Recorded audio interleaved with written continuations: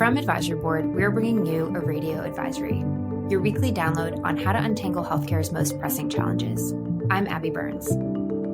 Over the past several years, we've seen large retailers like CVS, Walgreens, Walmart, even Amazon add to their care delivery footprints, specifically through offering low acuity primary care services. We've talked about this on the podcast before. I'll put the episode in the show notes. But it seems like the tide might be shifting. This week, we're going to be talking about a question that a lot of people in and even outside the healthcare industry have been asking, including radio advisory listeners.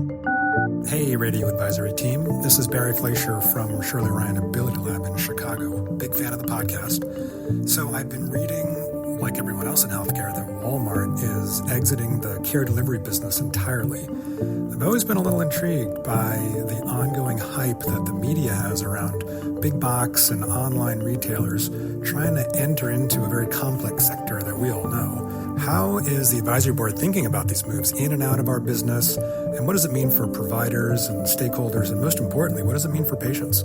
Thanks a lot. Love your work. Barry's talking, of course, about Walmart's announcement from late April that it's closing all 51 of its healthcare clinics and its virtual care arm. And it's not the only retailer that's pulled back on providing care delivery in the past year. Depending on where you're listening from, you might have seen some of Walgreens VillageMD clinics closing their doors in 7 markets across the country. To help explain what's happening, to push past the hype, I'm turning to advisory board experts Vidal Segobin, Natalie Trebes, and Eliza Daly. Welcome back to Radio Advisory. Hi. Hey, Abby. Hello. I should say from the get-go that part of the reason we're having this conversation today is because the 4 of us share the opinion that the story available in the market around what happened with Walmart closing down its care delivery operations is incomplete. In other words, if our goal is to help healthcare leaders make more informed strategic decisions, we think there are additional angles or analyses that they should be taking into consideration when interpreting what this means for them. But I don't want to assume that our listeners have been continuing to follow this story since the announcement back in April. So, Vidal, can you give us the Cliff Notes version of what happened and what explanations have been put forth as to why? Sure. So it's important to remember first and foremost that what we're going to talk about today, which is Walmart Health's foray into the provision of healthcare, is not their first dalliance in healthcare in general. But starting in 2019 in Dallas, Georgia, Walmart opened what could be considered to be a one-stop shop for basic or primary care located in one of their retail sites. Mm-hmm. The ambition was to extend that offering to 51 sites over time. And the hope was that given the proximity that Walmart had to a lot of geographies or populations, it could be a great place people could go out to seek care and get a lot of things covered pretty immediately and availably, and have that done so that it was easier to manage your condition. And then obviously Walmart could make money by doing that. So pretty straightforward premise. Yeah. And I think it's both a mix of bricks and mortar offering because their footprint is pretty considerable in the United States, but they also tried to extend out some of their virtual offerings as well. And so when we're talking about primary care, we're talking about primary care services, laboratory, x-rays, ophthalmology, dentistry. So it's like a whole host of things in the lower acuity side that you could access when you were going to get groceries or get your prescription filled.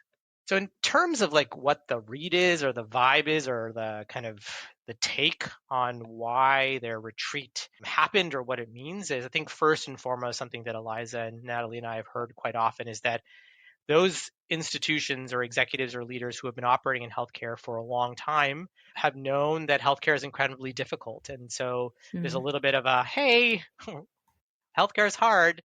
These Johnny-come-latelys are coming to realize that healthcare is hard, and we're not surprised that it's not easy to make an easy dollar on it. Second, I think, is that the realization primary care historically has been as a kind of a healthcare business offering, one that has not been a huge moneymaker to begin with in and of itself, right?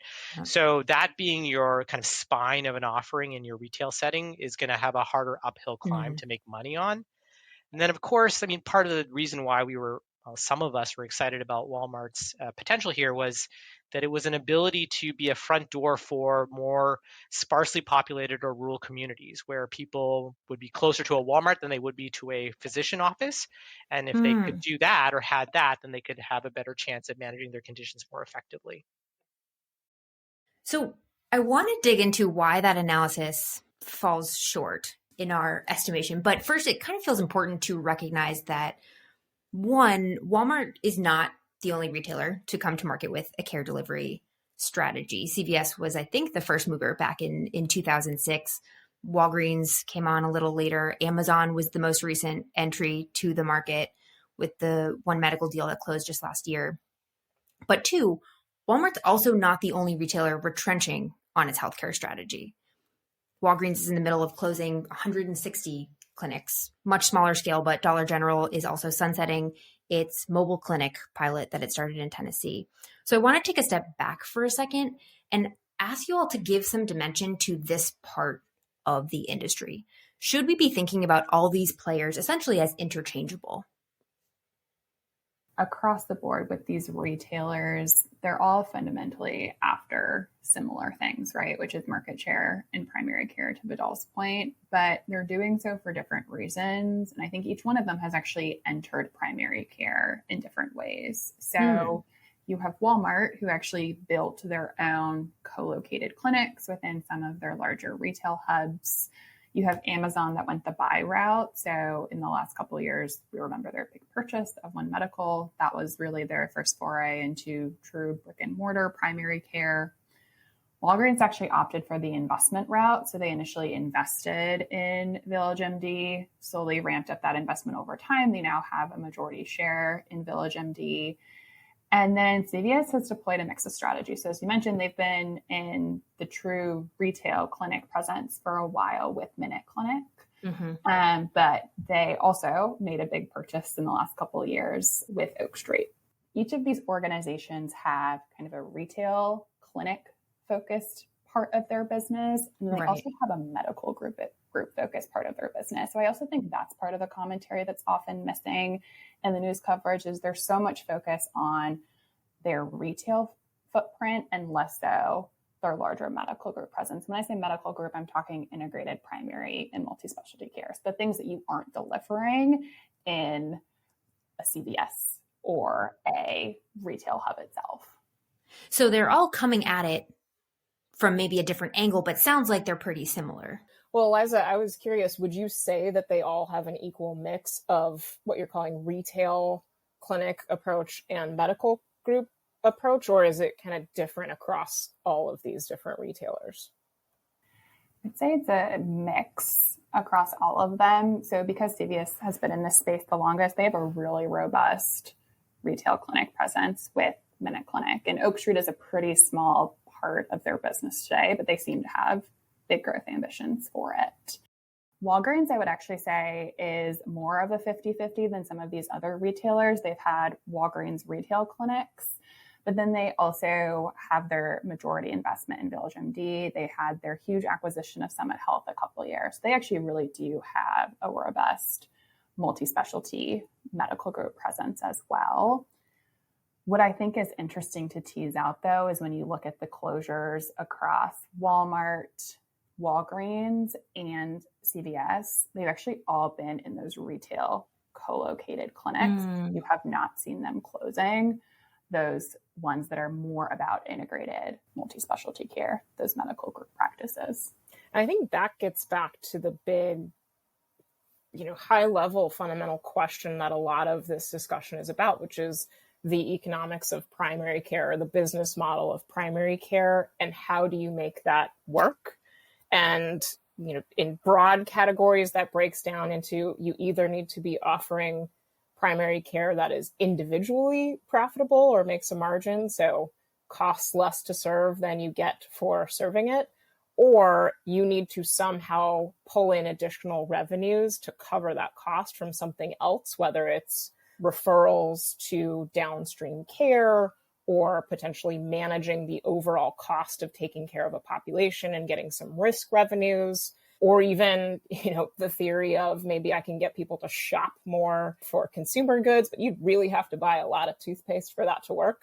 And so I think that's part of this conversation, and it probably looks different in the medical group setting versus in the retail clinic setting. But what we are asking of retail clinics is to somehow be cheaper than existing primary care, but also attractive to consumers, but also feed some other funnel there. Natalie, it's interesting because I feel like you've basically just said that these retailers are trying to run 3 different businesses with their retail focused primary care clinics. And I feel like CVS is the one that's a little bit different. They have a health plan, they have a PBM. Do you think that shifts the economics and which business plans are easier or harder for them? Definitely, yes. It's a huge outstanding question, but I think it's important to appreciate the scale of those other businesses you rattled off there, like health plan, PBM. Those are each respectively about a third of CVS's entire revenue streams. And so they are not simply a retailer that has other things going on in healthcare. They are a health plan, a PBM, and a retailer in roughly equal proportions. And so they're fundamentally going to be different from the others. I think that's actually true for many of these players, right? Like many of them are pharmacies first. And so they also have these really robust, large pharmacy businesses as well. So what you're saying is when it comes to their healthcare plays, there are a lot of pieces of overlap across these players, but there is not necessarily one business model, or we can't paint them essentially with a broad brush. Is that fair? Yes. Yeah. So let's stick with Walmart for a minute. We started off this conversation by saying that we feel like the coverage of what happened with Walmart is incomplete. Natalie started to get at a little bit of the nuance that digs a level deeper into why. This is our chance to rewrite some new headlines, add some more rigor into what we think has been missing from the analysis of what happened. Where would you start? I think that the interesting take is, these retailers who have built a business that is not exactly a super generous margin, right? It's like Walmart averages about a 3% margin, but they are able to be successful precisely because they are so excellent at product management, inventory, and flow. So they are just exceptional at this product management business. And what I think we found is, despite the fact that they have footprint, despite the fact that they have size, despite the fact that they have access to capital, that is necessary but insufficient to transitioning into a service-based model that is still going to probably generate you a 3% margin if you're doing a good job. So I think that that's part of the story, I would say. And I would just like to couch it, and I think Natalie will talk more about this because she feels much more strongly about this than I do, but like Walmart Health looked on the surface like a smart move, right? The ability to be close by, the ability to be someplace you were going on a regular basis, I think was a plausible business model that I thought had a pretty good chance of succeeding. That's what we see a lot is, healthcare is so complex. People are underestimating the complexity of the healthcare industry. Is that true? So these are people who are extremely experienced, some coming from health plans, some coming from health systems, especially, I believe a couple from Walmart were coming from Highmark Health. These folks are very experienced healthcare leaders. It is not their first rodeo when it comes to these kind of challenging cross-subsidy problems or economics problems. And so in my view, it's not that all of a sudden Walmart woke up and got into healthcare and staffed it with Walmart executives who are used to doing consumer retail. It is that they brought in healthcare executives who are experienced being in traditional healthcare spaces. And I think the question is, how much latitude and investment did they give them relative to the other very real retail pressures that Walmart had? Let's not forget about like inflation and the economy and everything else going on. And did they get to have enough bargaining power? Because I think one of my questions about healthcare economics is, what is your kind of threshold that you need to be big enough to be able to get the economics to work for you versus pilots? I think pilots are really hard to pull off in care delivery. So it's not a matter of inexperienced executives. It's not just that healthcare is too hard and that was surprising. There is an economics element to this, a funds flow problem. Are there other factors aside from the funds flow of it all that made this model challenging? So I would say two other things come to mind for why this maybe didn't pan out for Walmart and some of the other retailers. One is they have really extensive footprints, right? 90% of the US population lives within 10 miles of a Walmart. 78% of Americans live within 5 miles of a Walgreens. You could assume that that really extensive brick and mortar footprint would translate to consumer access, people seeking out care, et cetera. I think this goes to show that if you build it, they still may or may not come. And that is something that incumbents have been dealing with for a while as they've been deciding and making really strategic bets in terms of where they're placing certain facilities and clinics within their footprint and their market. The other thing that I would mention is it's really hard to take a point solution and turn it into an ongoing patient relationship or care continuity. So I think there's lots of people who probably still get their flu shots and their COVID tests and their antibiotics from CVS and Walgreens and some of these other retailers. There's still patients engaging with their services, but it's really hard to turn that into a true longitudinal patient relationship. And we know how hard it is for anyone to disrupt that patient relationship. And I think this goes to show that the incumbents are still coming out on top here. They still really are the ones that have won the patient relationship in primary care. That's a perfect transition because I want to move us into what some of these moves, Walmart's move out of care delivery, the Walgreens closures, what they mean for everybody else in healthcare. At the end of the day, another well-capitalized, consumer-centric primary care disruptor, competitor, call it what you want, has pulled themselves out of the game. I have to imagine that a lot of incumbent providers, health systems, independent medical groups are feeling pretty happy about this. But Vidal, what are the reactions that you've been getting from provider leaders? So part of the issue is there was a hope in some ways that savvier systems could partner with these other primary care entrants as a way of offloading a responsibility to someone else who could potentially do it cheaply and more effectively, right? Oh, interesting. So I had a couple of conversations be like, does this mean that we can outsource primary care to X retailer? To Natalie's point that the economics of primary care are pretty challenging. Right. What this highlights for everybody, I think, is the both disconnect between the criticality but difficult to make profitable primary care. Like we know that we all need it. Either if you're running a fee-for-service business where you need referrals or you're running a total cost of care business where you need diversion and care management, both of those paths require primary care. And if Walmart is finding that in this environment it is difficult to make a business out of it, then that's a problem for everyone in healthcare and patients, like top-line patients, providers as well.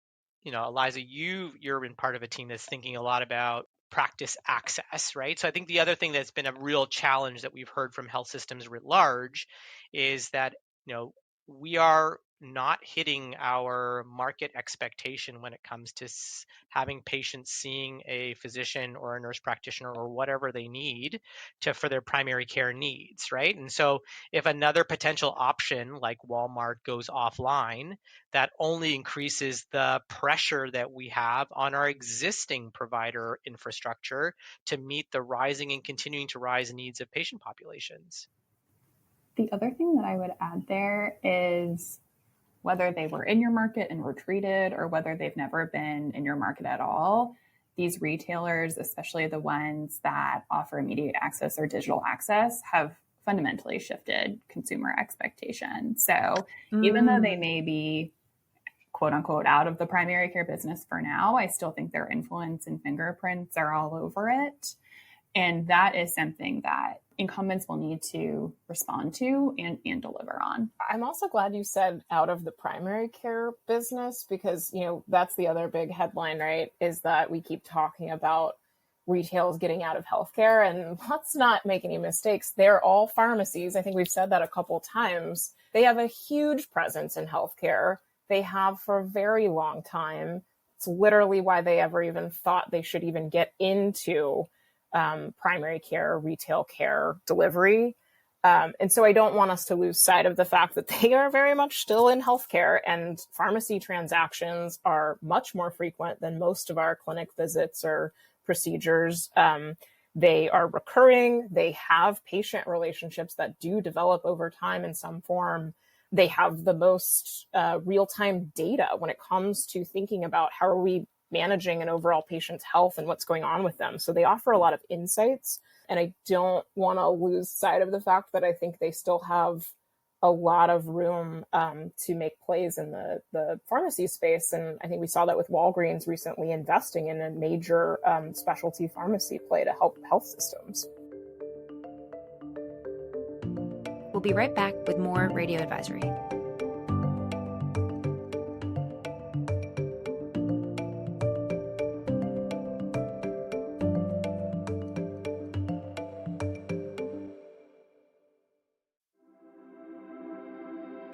You can learn more about retailers in the medical space and how other key market forces are impacting the medical group landscape by attending Advisory Board's webinar titled Understand Your Customer, Medical Groups 101 on Thursday, July 25th.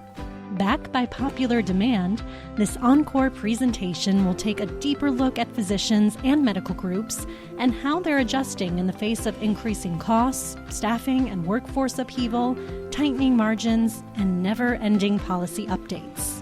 Find the link in our show notes to learn more.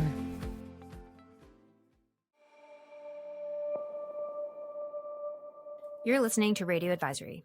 I'm Abby Burns.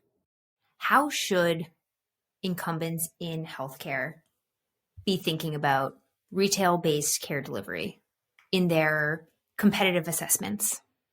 If 2024 is a year where many different health systems and providers have seen a positive movement in their financials and their balance sheets and their volumes, even if their margins aren't where they would want them to be, there is a reality that when it comes to healthcare and the decision being oriented around trust, providers, incumbent health systems with a brand that's operated in the community for a long time do have the default relationship, right? So there is something there that is clearly competitive advantage for them if they're thinking about other insurgents trying to take their business, and something that they have to think about when their real competitor, who they often think about as being the hospital across the street, you have to think a little bit about the currency of like whose relationship with the population or the patient population is stronger. But that's an advantage that exists, but you shouldn't necessarily take for granted.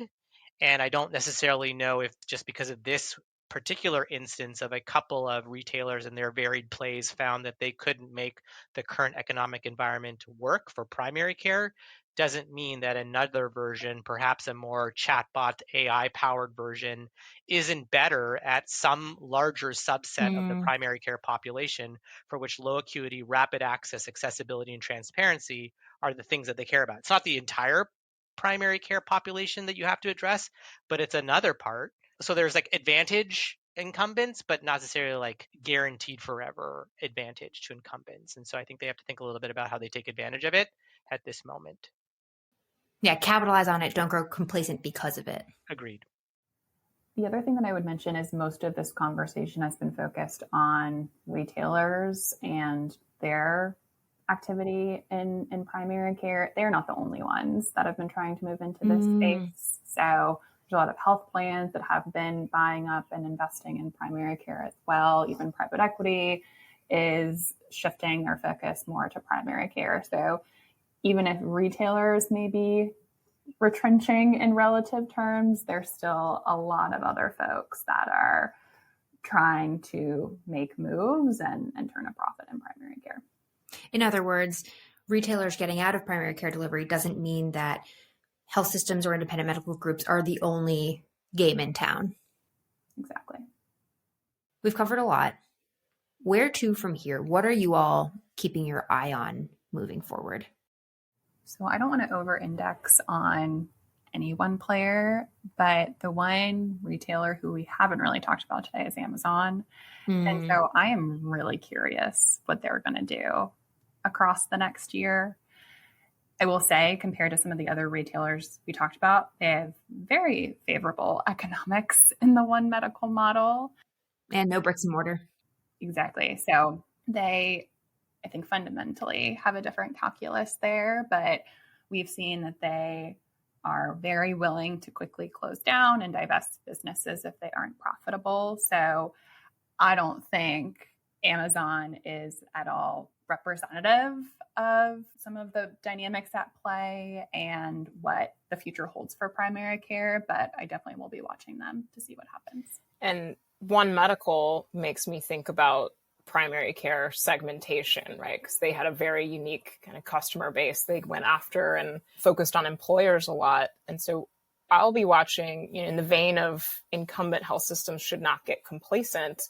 I'll be watching to see how they approach kind of the growing scrutiny from employers and Medicare Advantage, but also how they need to specialize and segment for those respective patient segments, coverage segments. And the last thing I would just say is, I tend to bias myself towards the health system perspective. And I think the interest and or fear around these retailers was that they would potentially be an opportunity for additional funneling of patients whom I could treat or could disrupt existing referral patterns that I would rely on as a health system. That said, I think, and again, this is always a hat tip to Eliza's work. She's continuing to, and her team's looking at referral patterns and network integrity. And I think that there is real opportunity for your average health system, regardless of whether a retailer is in your market, to be thinking a lot more about how you are maximizing access and referral with the partnering doctors you've got. So that's the thing I'd be watching this year for incumbents to be thinking about. What is the thing I should be doing effectively to be succeeding in the 2024-2025 period? Well, Vidal, Natalie, Eliza, thanks for coming on Radio Advisory. Thank you. Thank you.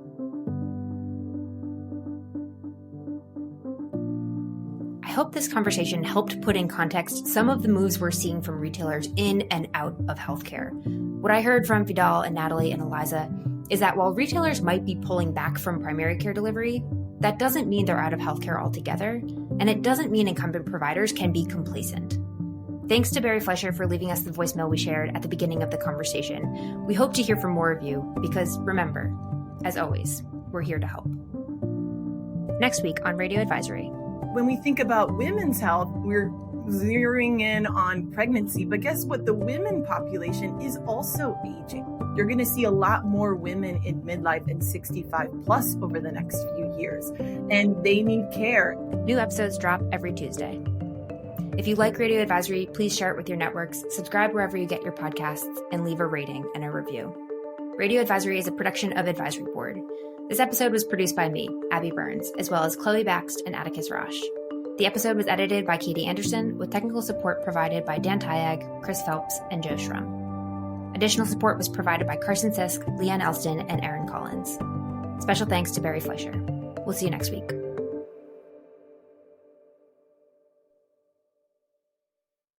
What do you guys think?